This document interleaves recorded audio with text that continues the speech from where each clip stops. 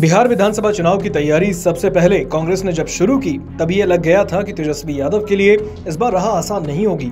लोकसभा चुनाव 2024 में कांग्रेस सीट बंटवारे का इंतजार करती रह गई और इधर आरजेडी के राष्ट्रीय अध्यक्ष लालू यादव ने चुनाव चिन्ह देकर प्रत्याशियों को क्षेत्र भेजना शुरू कर दिया।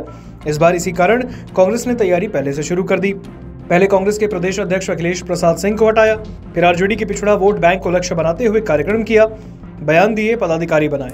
पिछले महीने वोट अधिकार यात्रा का अंत होते होते अपना प्रभाव भी बढ़ाया। पिछली बार के मुकाबले कम सीटें लेने को तैयार नहीं है और ये स्पष्ट संदेश ऐसा है कि तेजस्वी यादव को अकेले यात्रा पर निकलना पड़ा। ऐसे में चर्चा चल रही है कि तेजस्वी यादव नहीं, अब एक बार फिर लालू यादव सक्रिय हो रहे हैं, वो भी डील के लिए।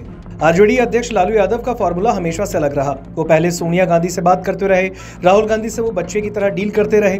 पिछली बार दिल्ली में मटन पार्टी पर बुलाया, तब जाकर सहज बातचीत का दौर शुरू हुआ। पटना में विपक्षी दलों की बैठक में तब लालू यादव ने खुद राहुल गांधी को बुलाया, तभी आए। उस बैठक में उन्हें दूल्हा बनाने की बात कहकर माहौल को हल्का करते रहे। लेकिन जब बात बिहार चुनाव में सीट बंटवारे की आई तो महागठबंधन के अंदर आरजेडी का प्रभाव दिखाने के लिए शेयरिंग के पहले ही सीटों पर आरजेडी प्रत्याशी को भेज दिया गया।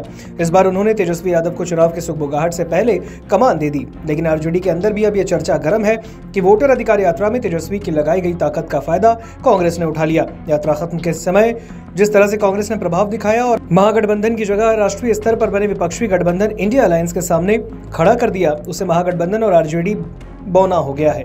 ऐसे में अब लालू यादव का फॉर्मूला ही प्रभावी माना जाने लगा है। बिहार विधानसभा चुनाव 2020 में महागठबंधन ने कांग्रेस को 70 सीटों पर मौका दिया। उनमें से 19 सीटों पर कांग्रेस प्रत्याशी जीते, 4 पर जमानत जब्त हुई। जहां तक लड़ी गई सीटों पर वोट प्रतिशत का सवाल है तो क्षेत्रीय दल आरजेडी के 38.96% के मुकाबले राष्ट्रीय दल कांग्रेस को 32.91% वोट मिले। कांग्रेस 10 सीटें भी ज्यादा निकाल लेती तो राज्य में महागठबंधन सरकार बनने की संभावना रहती और बनती तो चल भी जाती, लेकिन ऐसा नहीं हुआ। आरजेडी नहीं, वाम दलों को भी मानना है कि बिहार में विपक्षी गठबंधन के अंदर आरजेडी का प्रभाव ज्यादा है। लेकिन फरवरी से सक्रिय हुए राहुल गांधी और कांग्रेस में बदलाव के बाद वोटर अधिकार यात्रा की सफलता को देखते हुए कांग्रेस इस बार भी 70 सीटें चाह रही है, तो ज्यादा सीटें जीतने के लिए सीटों के चयन में भी अपना पसंद बता रही है। इस स्थिति में तेजस्वी यादव असहज हो रहे हैं। मुकेश सहनी उनके साथ लोकसभा चुनाव में खड़े थे और अभी भी है। वाम दलों का बिखराव संभव नहीं, ऐसे में बात कांग्रेस पर आकर अटकी है।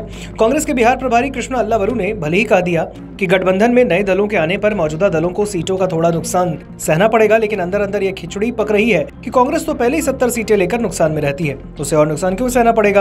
यही कारण है कि राहुल गांधी से लेकर कृष्णा अल्लावरू तक तेजस्वी यादव को मुख्यमंत्री फेस बताने से पीछे हट रहे हैं। अगर सीटों पर ठीक से बात नहीं बनी तो कांग्रेस लोकसभा चुनाव की तरह तेजस्वी यादव को छोड़ देगी। वाम दलों के अंदर सीटों को लेकर बहुत बवाल नहीं है, उसे पता है कि आरजेडी से वो भिड़ने की स्थिति में नहीं है। पिछली बार सीपीआई को 6 सीटें लड़ने के लिए मिली थी और उनमें से उसे महज 2 सीटों पर ही जीत मिली। सीपीआईएम को 4 सीटें मिली, वो भी 2 ही जीत सका।